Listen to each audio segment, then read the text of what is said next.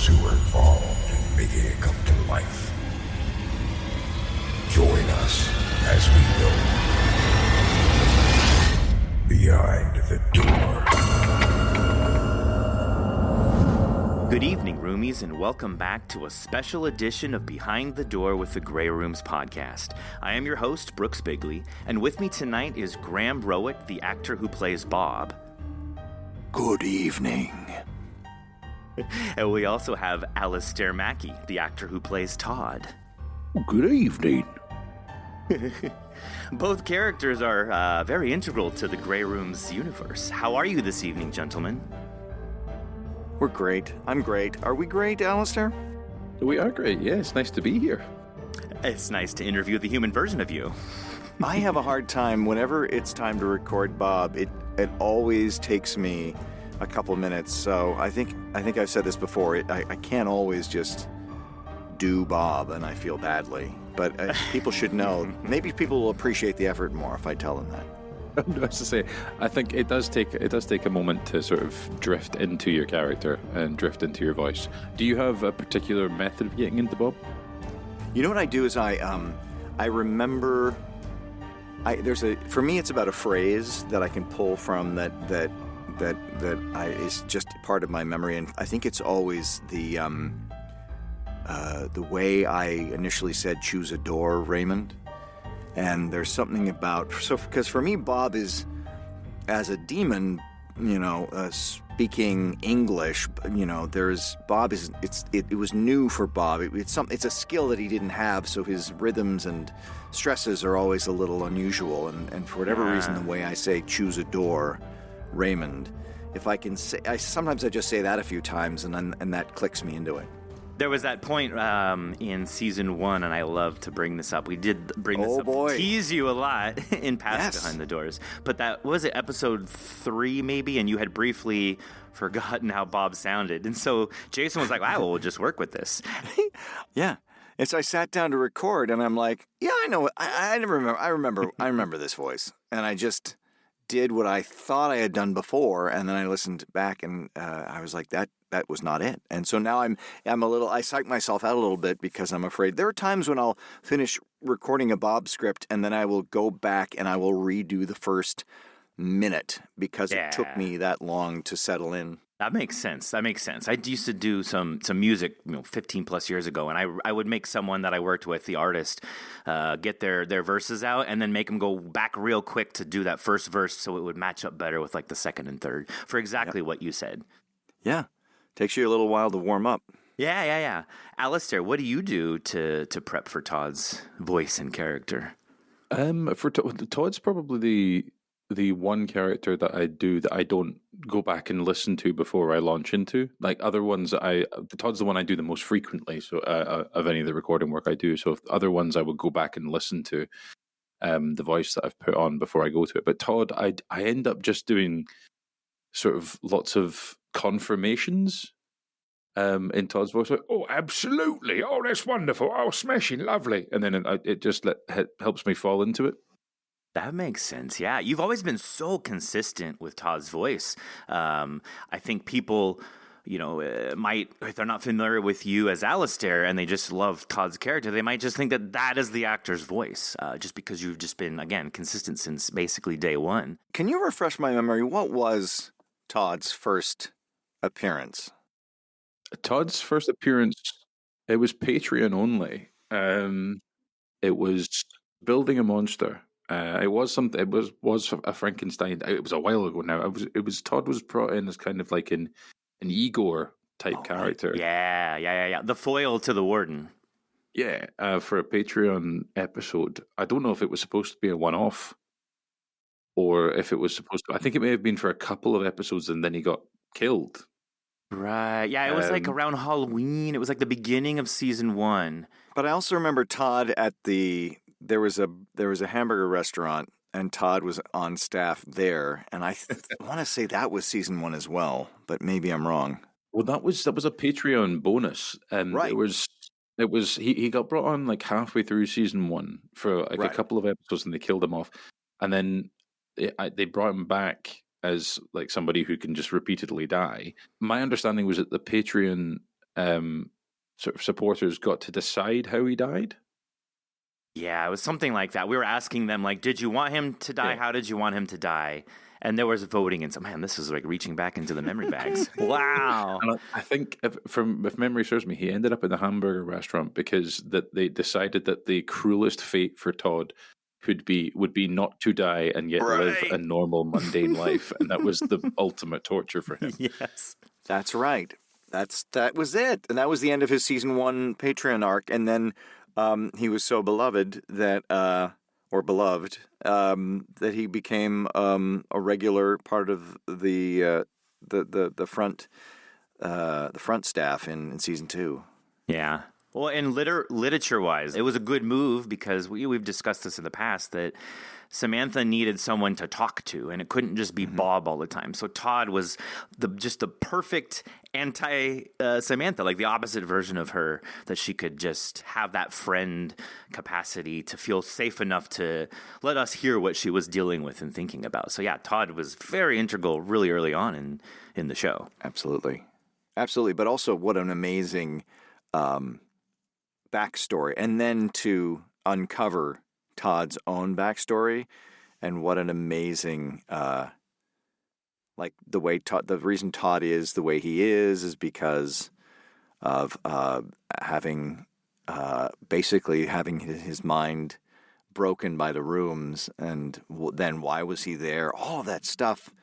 I mean, obviously, when you start the show, you know, a character who is invented as sort of an Igor, but then you realize that not only is the actor good, but the character there's so much more that can be invested in the character. And I think you can admit, as much as you want to say, we knew all along that Mathis was going to be from another reality, and he did some terrible things. You know, the truth is, you know, we didn't know that. And what an amazing, I'm sure Alistair is still, you know, looking at the script going, oh, that's a new thing I didn't know.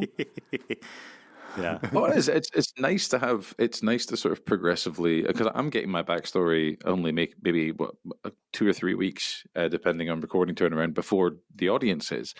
And I think that a shout out to the wonderful writing that goes into Todd. I can't lay claim to any of that, so the performance that I'm giving is based on the script that's there, and I think they've taken the character and fleshed him out wonderfully. It's been so much fun to develop that character and to develop the voice to a degree, and to see a little bit more range from Todd as we've gone into seasons 3 and 4 as well. Well, if I can praise you real quick, like you also bring that life to the character. Remember that Todd is just written down. Michael Zenke does fantastic at it, but you could be a shitty actor and read Todd aloud, and then nobody would like Todd's character no matter how well written he is. So you for sure bridged all of it together to present this fantastic character to the ears of everybody, and you do 110% at that. I feel like it's a great synthesis when a great actor and a great performance inspires great writing, and they both, you know, they keep feeding off each other to create something really wonderful. I think that's what we've got with Michael Zenke and Alistair. And yeah, don't you both feel comfortable every time you get the script? Just like this makes sense where it's going. It feels like you're just putting a jacket on. And also you're excited to discover. There's that little unwrapping of a present to discover where you're going this week, and that's a testament to Michael. Yeah. Well, let's talk about then what the hell is going on now, because we're into season 4, and God damn it, the fans got what they wanted. Bob is back now.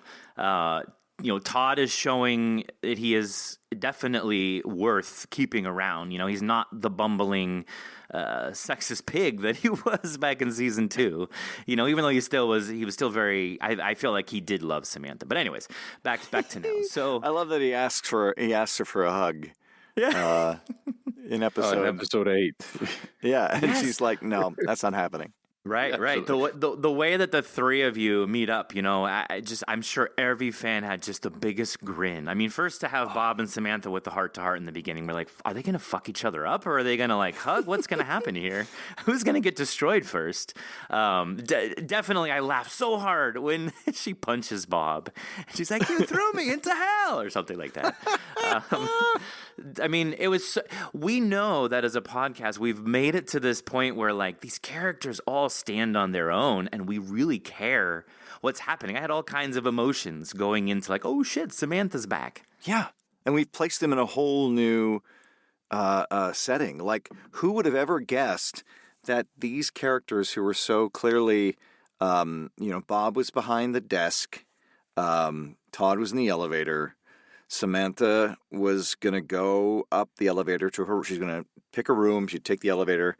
And not only to have everybody outside in a totally different element, everybody's position and power have shifted and flipped. And then they're brought together again. And also, I mean, the idea that you can have a character like Samantha who, by all accounts, was done and dead. And then you could go do a whole season of the show without that character, and then to come back again. Like, how many shows can even run that long to pull something like that? It's so exciting. Right? And that's the testament to the characters that Zenke's rating here. How we're able to keep building and growing them, that again we care so much. And like you said, you could put a character on the sidelines for a season and bring them back, and they're just as important as they were, if not more, of course. Because shit, we don't even know what's going to happen. They made it out of the gray rooms, and boom, that was the end of the last episode. So things are continuing to unfold, and we know that there's still just so much more. You can peel it all back. Yeah. What do they do now? I know that at the end of episode 8, Bob has he has no idea what happens next, and what his options are and what his choices are. And he says, he's saying to Samantha and to Todd, there's no way out of here. So I don't know where this portal. He doesn't know where the portal goes. We're quite literally through the looking glass at this point. Yeah. Alistair, what did you think when you got the latest script? So it was episode 5. You got the script where Todd, the resistance fighter, is yes, cool. You're patching in to Bob, and Bob is clearly having what we possibly think are delusions of seeing Raymond, and then we do learn later that we don't know yet, but we're assuming that.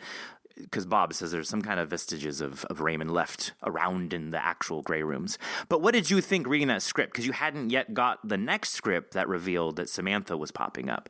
So did you at all know where this was going as you were reading and performing as Todd? I did not predict that Samantha was coming back. I was incredibly happy to see Samantha back because I love that character. And obviously, a voice actor as well. Sarah Ruth is wonderful.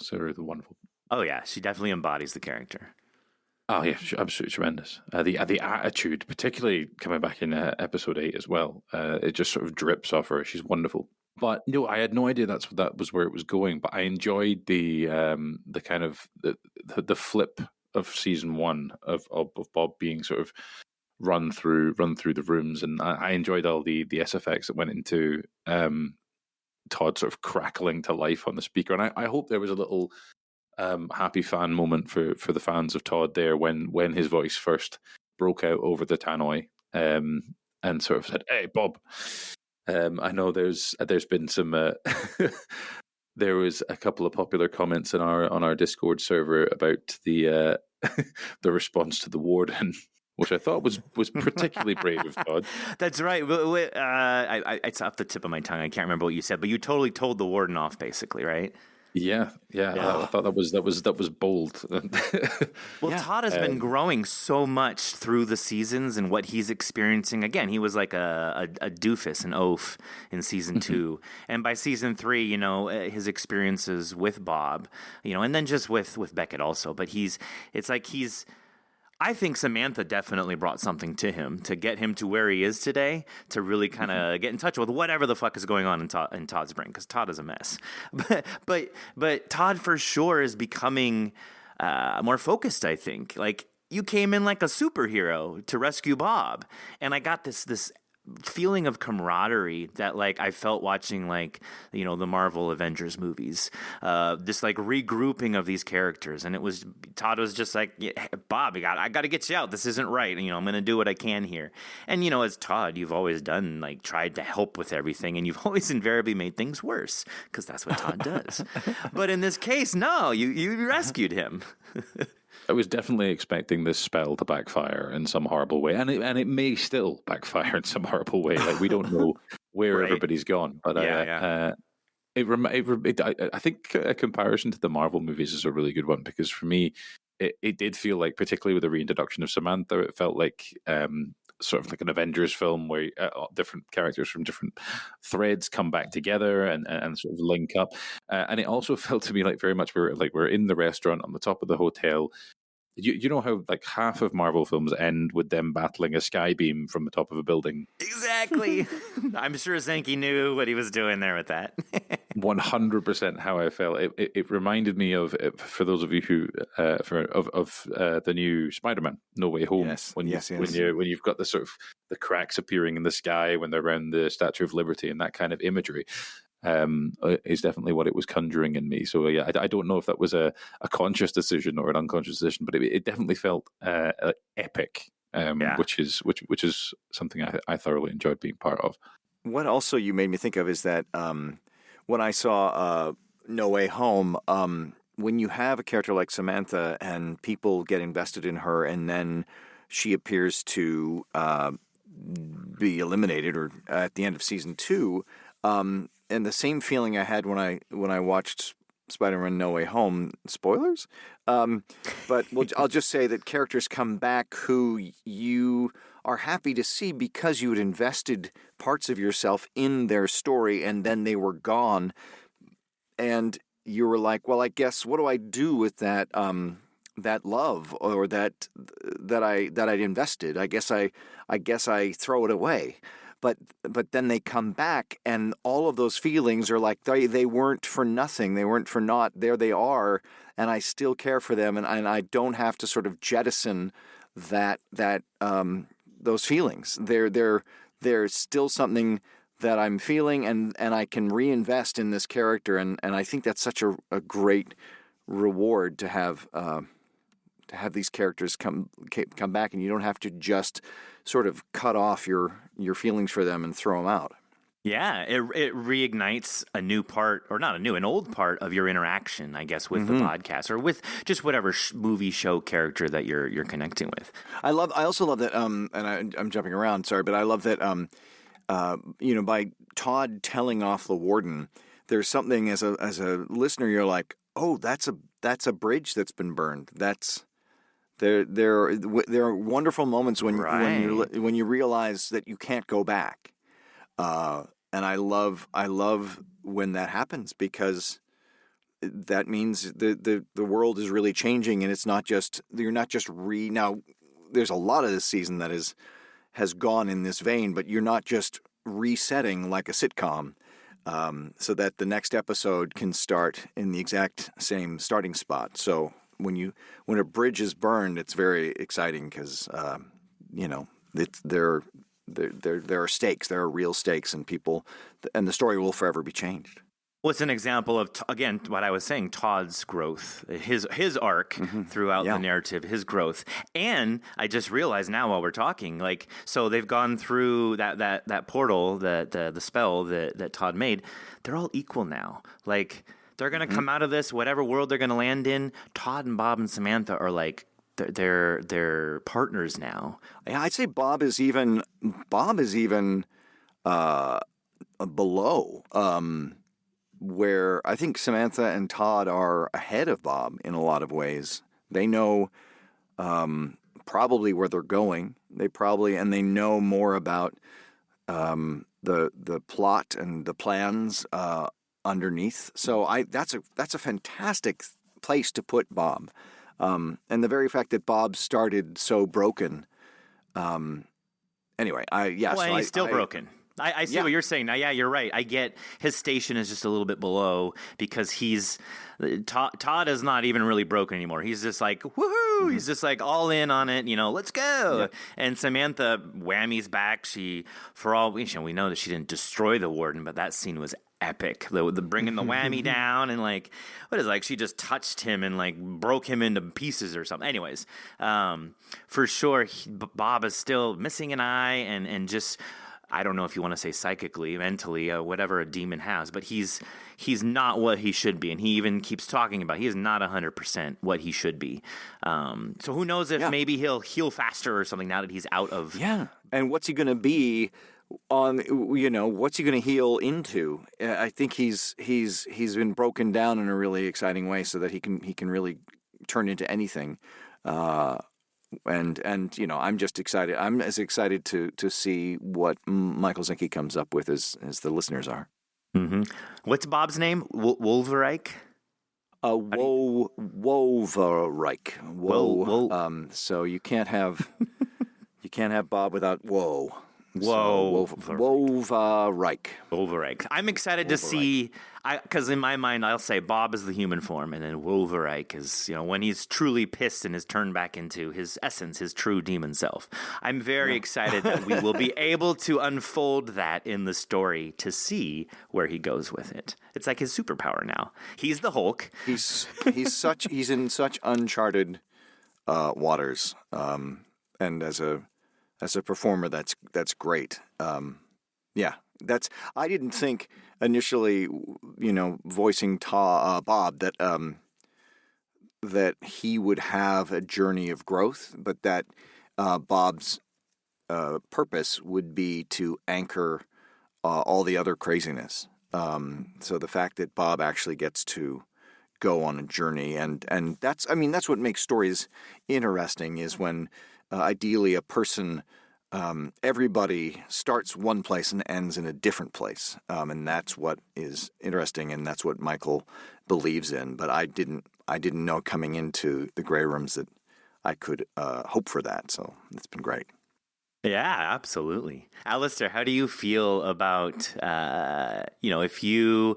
I'm trying to think of the opposite of what he's been. So Todd can only get, I feel bolder and stronger. I feel like he's definitely going to become some kind of a jack of all trades type situation. What do you think his projection is going to be? That's the exciting thing. I have no idea. And he's certainly in a position now that I would never have thought when I was originally approached to play him that we would get him to. If I'd known he was going to be this long living, I would have made him Scottish. But no, I think it's particularly over the last season or so.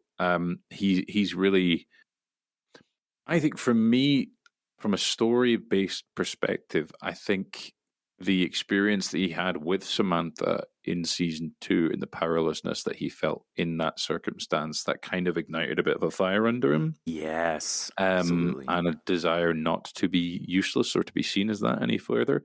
And to sort of lean hard into his new persona, which is not the same as we've seen in flashbacks. It's not who he used to be. Right. That's why. Yeah. I think he's going to become a jack of all trades and just become this powerful Swiss Army knife that helps out more often than not. I love the story that a lot of only patrons would have heard, but the accompanying narrative story that came with the first Patreon story of the season, which is basically Todd's being brought into the Grey Rooms, and you get to meet a younger Todd before he was broken by the rooms. And I thought that Todd was really interesting. I think maybe that's his journey. His journey is kind of back to a degree, the confident person he was before. Right. I feel the confidence of Todd when he was first brought into the rooms. I think Todd was a lunatic. Todd was not a nice person to be around. That's true. He was. I think he's building back, as you say, some of that confidence again. I'm hoping he's coming back as a more well-rounded character in terms of his direction. He's not a terrorist anymore. Right. But he's got some more of his faculties, some of the faculties that we can use. And hopefully he'll maintain, though, his quirky sense of humor because, like, I do appreciate, remember, like, when we had our break in season 2, was it season 2? Yeah. Where we, Cassie wrote those frame stories where, like, Bob and Todd had to repair the elevator. Or where Todd is cleaning, a day with Todd, you were going around cleaning up after, the gray rooms were done. That part of Todd, I hope that doesn't change. I would like, I enjoyed those the comedy side of Todd. It's definitely something that's fun to play with. Actually, like this season is the first season that I've seen him get properly, really, really passionate about stuff, and confidently aggressive with stuff. So that's been a nice new sort of measure of him to play with. But like the comedy side of things is where I always have the soft spot for Todd. And I do really enjoy the two-hander with Bob, but Bob's in constant just exhaustion with whatever Todd is. Too much energy, right? It's like a grandpa hanging out with his grandson. Yeah, I think that gives Todd more energy. Like he sort of is fueled by the other people's disdain. Yeah, for him. He's performing well, and it brings out that side in Bob too. It's important because Bob is not a funny guy, and he doesn't even make jokes really. He when he was being soft with Samantha, any jokes he made were more of like something maybe Samantha got him to say, but definitely Todd brings out in Bob that, like you said, that frustration, and that's what leads to the comedic moments with Bob. So it's, again, Todd is this perfect character to plug into literally anybody and then pull out something from that person. Todd is really good at getting other people to grow. It's very important as a character. He definitely knows how to push people's buttons. That's for sure. Yes, he absolutely does. Well, hey, what stuff, like, we were talking about gray rooms for a minute here. What kind of things, Alistair, because you are also an actor on the show in other respects, like you just did our character, it was Tim that you played in episode 6, The Feud, where you're just driving down the desert with your buddy and we're not understanding what the hell's happening until the end. You played other characters for us. Are you doing other things in other podcasts as well? I know 2 years ago when I talked to you, you had some stuff coming up, but that was a long time ago. It was, yeah. I've actually taken a little bit of a step back just because my work situation. Long story short, I work full time alongside doing voice acting and other little bits and bobs. So my work situation over the last year has been fluid, shall we say? So I've had to focus on that a little bit more than voice acting. Unfortunately, I am very available. But it's not something I've been actively pursuing except for with my work with the Grey Rooms. I've put quite a lot of energy into the streaming platform Twitch as well, doing some live work on there, working through some games. I'm actually currently hosting a panel show on there, analysing Pixar films. Nice. Because I'm a huge cinephile. So we're doing a very, very in-depth sort of league of the Pixar films. But yeah, in terms of podcasts, I am almost exclusively Grey Rooms at this point, just in terms of time management more than anything else. But it's definitely something I now my sort of my full-time work situation is a little bit more secure at this point, so I'm definitely looking into devoting more time towards it and putting myself back out there. When you do voice acting in any capacity, do you prefer your native voice or do you enjoy embodying these characters like Todd? Because Todd is just, you must have fun in your daily life if you just use that voice ordering a burger at a joint or something. You know what I mean? Like, what are you comfortable with? I'm comfortable with most things. I will say like 99% of the work I've ever done in terms of voice acting has not been using my normal voice. Okay. So you're used to it then. People tend to want to strip the Scottish out of it, or if they do want a Scottish accent, they want a thick Scottish accent. Dial it up a little bit. So yeah, my accent's my natural accent, which is what I'm speaking to now, is very light. It's I sort of a mixture of Edinburgh and Fife, which is north of Edinburgh, which is a very light Scottish accent. So it's nice and easy to understand, but it's not often what people want. I mean, for the Grey Rooms, predominantly, if I'm not doing Todd, I'm an American, but I also drop into RP for a lot of UK side stuff. So if I can strip all the Scottish out of my voice and just become very BBC. If you remove the Scottish, it becomes very nice and clear and just exactly what you'd want to understand. This is sort of better for commercial work if I'm doing anything like that here, or if I'm doing any training videos or anything like that. I'll remove the Scottish and I'll just go for RP. I always feel a little sad when I have to ask you to play an American, because there are times when we get scripts that were, even when there are scripts that are written intentionally, like when you did The Last Train last season. It was written by Mark Taus, who's Australian. It felt, I think it was, I mean, I couldn't be sure, but I believe there were lots of things in the script that made me think, oh, this is set in England, or this is set in Europe. But because there was a child in the story, and we didn't have access to a British or Scottish child, and I probably could have done work to find one. It's just easier to be like, well, we'll make it American. And every time I have to Americanize a story, I feel a little badly that I have to do that, because we're that our European cast is growing, but we're not there yet to do a whole European episode, and I feel bad that I have to make you. Well, I wouldn't want you to feel bad. It's for me, any accent work outside my natural accent is interesting performance. It's interesting from a performance perspective. Well, yes, and I enjoy doing accents as well, and especially when we're confident of them, it's fun. So you're right. It's not too bad. I just feel like I want to let you. I also want to acknowledge the fact that I know where you're from, and I want you to be able to tell a story in your native accent, and everyone can hear and celebrate and acknowledge that stories happen in Scotland as well. Yeah, I was going to say, we need more Scottish horror stories. Yeah. There is a lot of Scottish horror stories. There's a lot of Scottish horror stories. I'll need to find some people to get write one, them.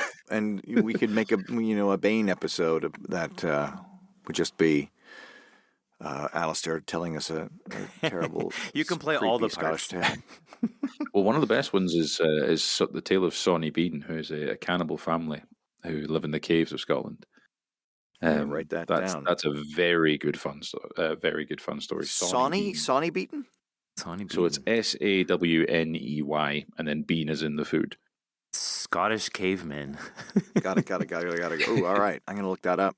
Yeah, Sonny Bean's is a good guy. I used to work. One of my first acting jobs when I moved to Edinburgh was I worked in the Edinburgh Dungeon for a while, which is a tourist attraction that takes you through a series of spooky horror stories.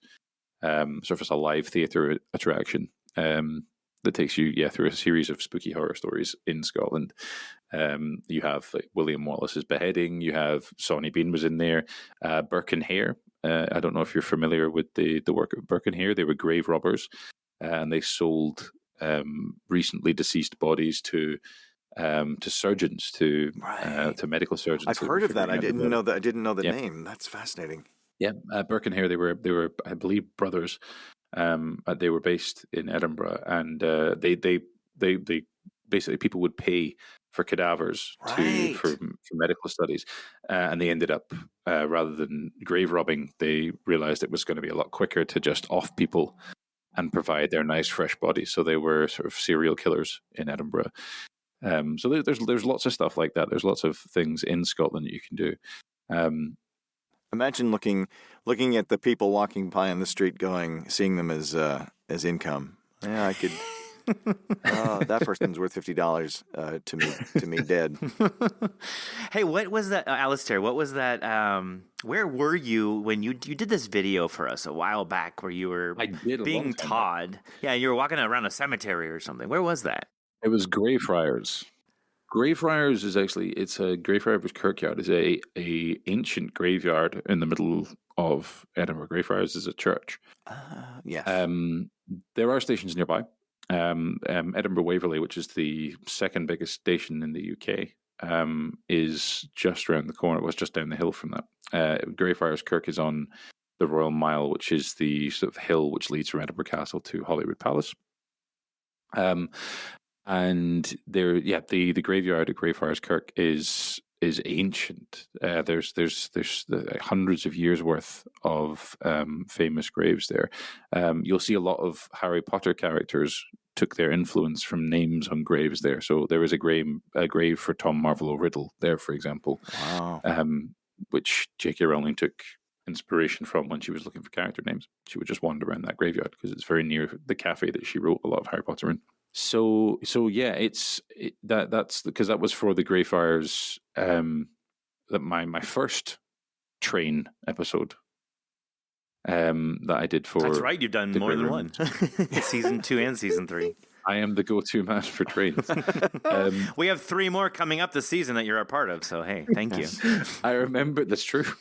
I remember. Graham sent that one to me because you were incredibly excited because of the accent thing, because it finished in Edinburgh, and you were like, "Oh, you'll be able to do your natural accent." I was like, "No, this character's from Sheffield. I'm going to have to do Yorkshire." Oh no! yeah. So I ended up doing a sort of a Sean Bean impression almost for that one. Well, or did I? But I think did I ultimately have to? Do we? Oh wait, that was for Greyfriars. You could do something, but we did have to Americanize you for Greyfriars, right. Yes, you did. Greyfriars were kept UK based, but because they started off, I believe it was started off in Sheffield, if I remember rightly. It might have been Liverpool. It was somewhere central UK. But those accents are really good fun to do. Okay, that's the wonderful thing about the UK is you move 10 miles down the road, it's a completely different accent. There's hundreds here. So can anyone ever confidently say, "Well, that's the wrong accent," or is it so fluid that you can't really say that definitively? People can say it, whether they're right or not is another thing. There you go. People are very precious of their accents, and they're very regionally locked, so you can make a good guess as to where somebody is from based on their accents if you're familiar with it. It tends to be certain inflections that indicate where someone is from, or predominantly slang. There's so much slang in the UK as well that really localizes stuff. I know we were talking about something I have added to Todd along the way is I will make because he's obviously not, because he is British to a degree, or at least the accent is certainly British. I have adjusted some Americanisms in the script to be more British. Ah, you said barmy the other day. One of the other episodes, I was like, "Oh, that is a very distinctly like a European or like a British word, right?" What was it? Crazy. You said someone was barmy or being barmy, like acting barmy. Yeah. That's like to be crazy, right? Yes. So we would say barmy is not an oft used word now, but it kind of means nuts. Okay, or crazy. Yeah, I was wondering if Zenke knew that and wrote that, or if you helped adapt that. I don't know is the answer. I do not remember. I cannot remember. Okay, but, no, there have been instances where I've replaced words that I have felt, but very occasionally, admittedly, but that would be, this would actually be more the expression that we would use in this. I will say, like, I can see there's a lot of Britishisms that have been coming in the seasons sort of 3 and 4 scripts from Michael, so it's definitely something that he's clearly researching and is putting in. The localisms in the UK are absolutely insane. There's about, I think, maybe 20 to 30 different names for a bread roll. Wow. It was my most popular tweet of all time. Is I posted out a picture of what everyone calls a bread roll across the UK, and I was like, right, what do you call yours? And it got like 500 replies. And there was so much outrage just over the name of a bread roll. You went viral with bread. Numerous items of food. Yeah. Well, how do you do an American accent? I want to ask you, how do you remove the European and choose, oh, well, this sounds American to me, so I'll go with this. How do you do that? I'd say my American accent is what I would call a default American accent. I don't think it necessarily applies to anywhere specifically. I haven't really experimented with regional American accents. it is for all intents and purposes for me just what the generic American sounds like. So likely that'll either be Californian or around that area, because that's where the majority of American media is that I'll consume. So it's probably you're more of a West Coast accent. But that it has been one that I have. It's not someone I necessarily cultivated over time, but it's been sort of my default to go to. And depending on the script, I'll try and add character to it, and I'll either raise the pitch or the speed or the tones and different inflections with it. But the general accent when I do an American voiceover pretty much remains the same. I hope it holds up.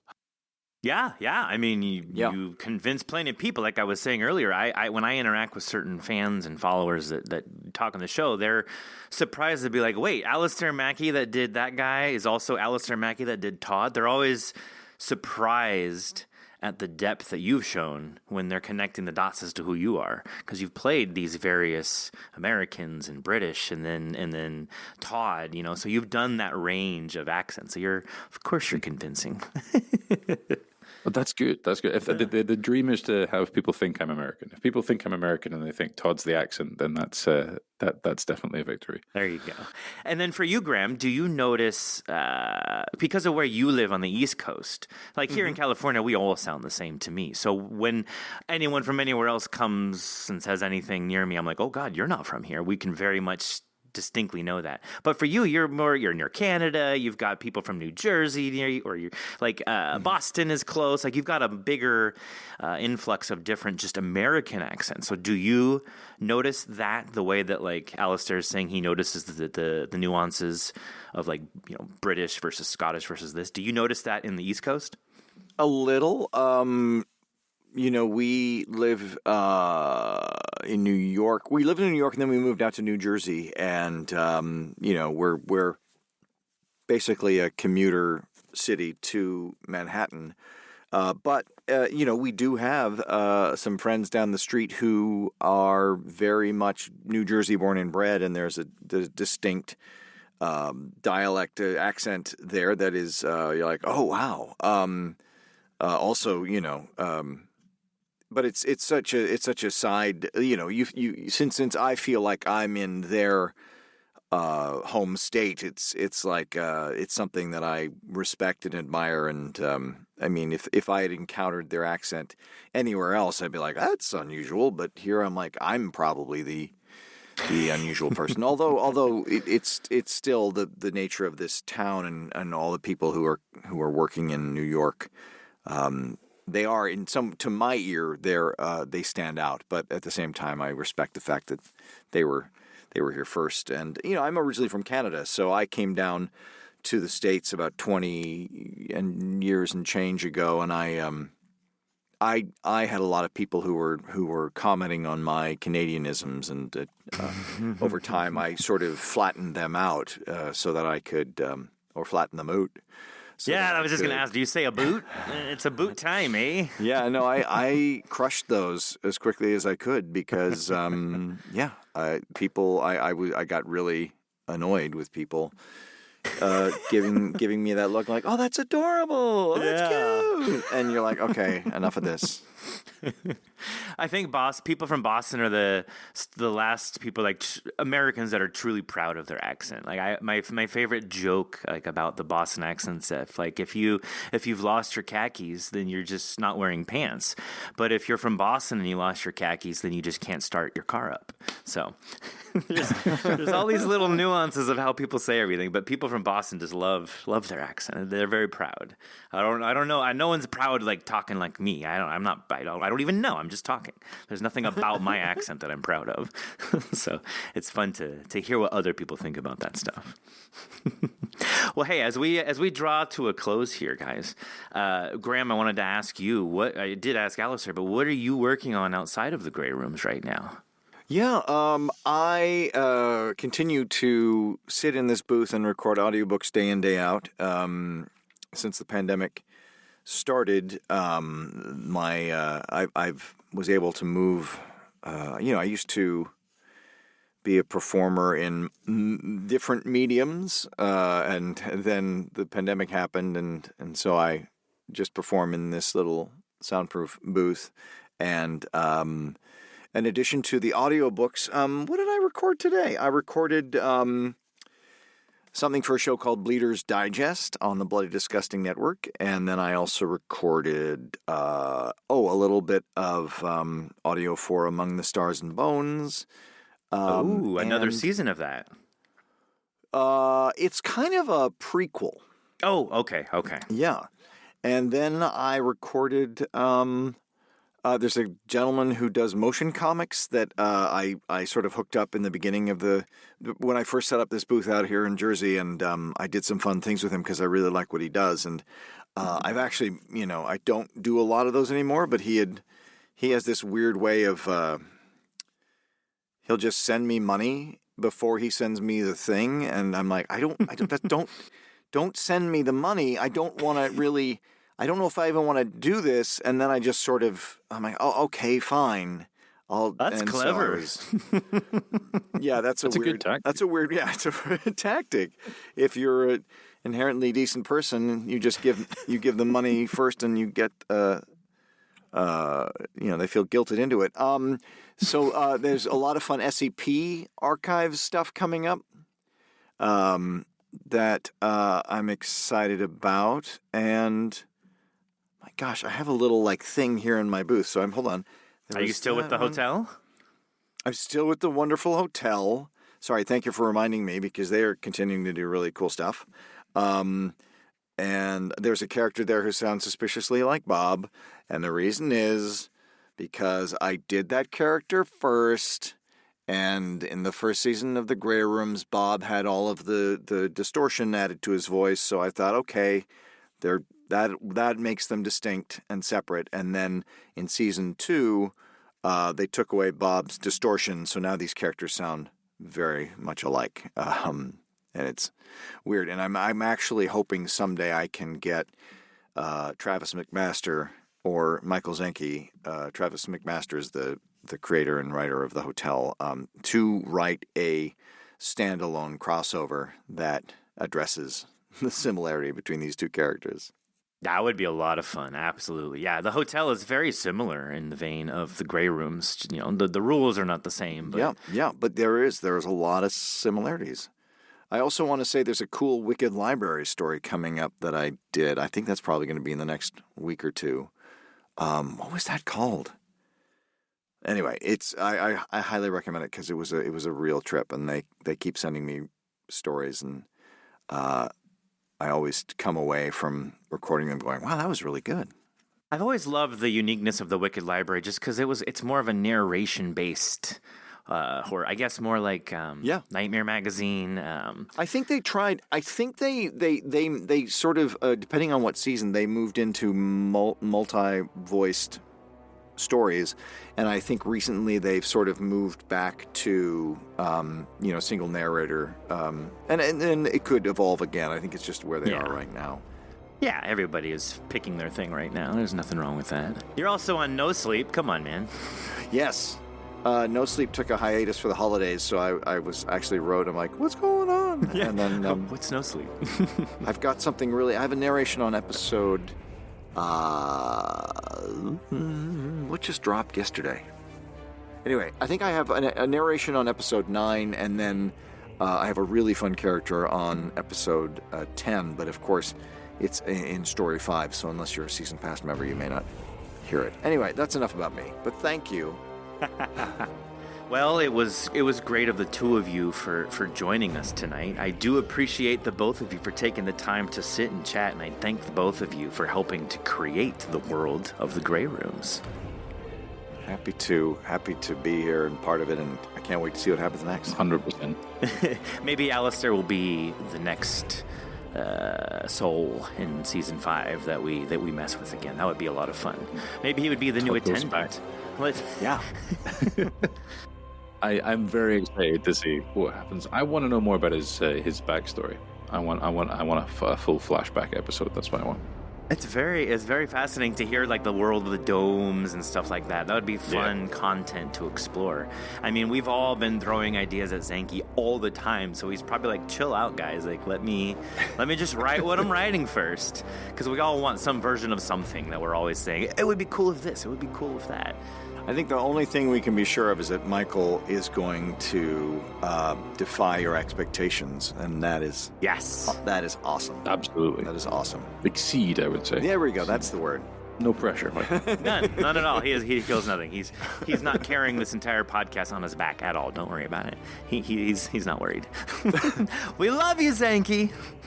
Zenke for president. Yeah, exactly. As usual, as I always say at the end of these things, I do want to give the biggest thank you to our fans and our followers who listen daily and spread the good word of Bob. May you languish, lament, and loathe, but always with love. Hashtag stay gray. Take care and enjoy your evening, gentlemen. Hashtag Bob Squad. Todd needs a hashtag too, but whatever, we'll figure that out. I do. I'll think of one. Todd Squad doesn't sound quite right. Exactly. It's just a rip-off of Bob. Although it does rhyme better. The alliteration is, well, there's no alliteration, but the rhyming scheme is better. Anyways, I digress. No, that's good. We'll come up with the Todd hashtag. All right, well, bye, Bob, and bye, Todd. I wish I could slip into the voice and say something, but I'll just say, this was fun. Thank you, Brooks. This was great. Thank you very much for having me. Of course. And good night, folks. Bye.